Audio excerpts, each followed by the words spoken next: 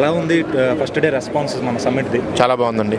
So అంటే మీ అడ్డాలో ఇలా జరుగుతుంది అని అనుకున్నారా? అంటే చాలా ఇక మన స్టేట్ అంతా అయిపోయింది అనుకున్న రేంజ్ నుంచి మళ్ళీ దీన్ని భూమి చేసి బ్యాక్ తీసుకొచ్చారు.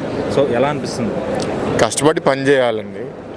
ఇల్లు కట్టడానికి సంవత్సరంన్నర పడుతుంది. ఇల్లు కూల్చడానికి ఒక రోజులో కూల్చేయచ్చు.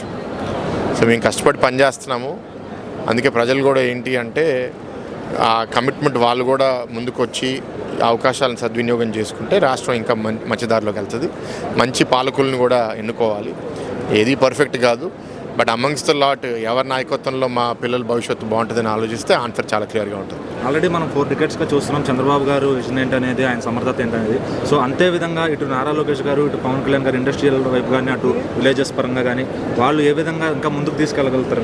అదే ఇప్పుడు మా అదృష్టం ఏంటంటే ఇంకా మంచి నాయకత్వము, అందరం కలిసి పనిచేయడము. కేంద్రంలో మోడీ గారు, ఇక్కడ మీరు అన్నట్టు బాబు గారు, కళ్యాణ్ గారు, లోకేష్ గారు అందరూ కలిసి పనిచేయడం వల్ల ఇంకా వేగంగా రాష్ట్రం ముందుకెళ్తుంది. సో మన దగ్గర కంపెనీలు తేకపోగా తెచ్చిన వాళ్ళపైన కూడా సెటర్స్ వేస్తున్నారు. మన గూగుల్ డేటా సెంటర్ పైన కూడా అది దేనికి యూజ్ అవ్వదని చెప్పి అంతకుముందు పనిచేసిన మంత్రి గారే అన్నారనమాట. సో ఆయనకి మరి ఏం కౌంటర్ ఇస్తారు మీరు?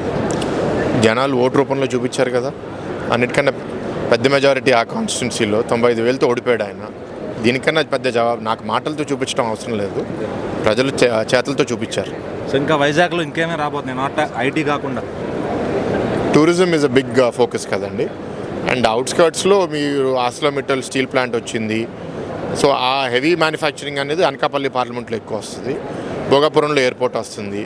ఎయిర్పోర్ట్ చుట్టూ రిసార్ట్స్ ఇవాళ ఓబరాయ్, మేఫేర్, అవని. సో అక్కడ బీచ్ టూరిజం అనేది విపరీతంగా పెరగబోతుంది. అమరావతిని కూడా బీట్ చేయగలుగుతుంది అంటారా వైజాగ్?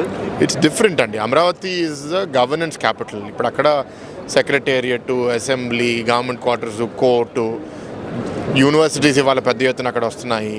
భవిష్యత్తులో అది క్వాంటమ్ కంప్యూటింగ్ హబ్ అవ్వాలని పనిచేస్తున్నారు. సో ఇక్కడ వేరే ఇన్వెస్ట్మెంట్స్ వస్తున్నాయి.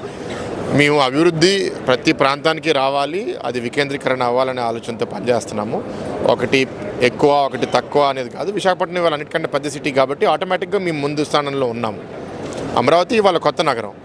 సో మీరు ఎట్లా కంప్లీట్ చేస్తారు? ఇప్పుడే పుట్టిన బిడ్డకి 20 ఏళ్ళు ఉన్న వాళ్ళకి మీరు పోటీ పెట్టలేరు కదా.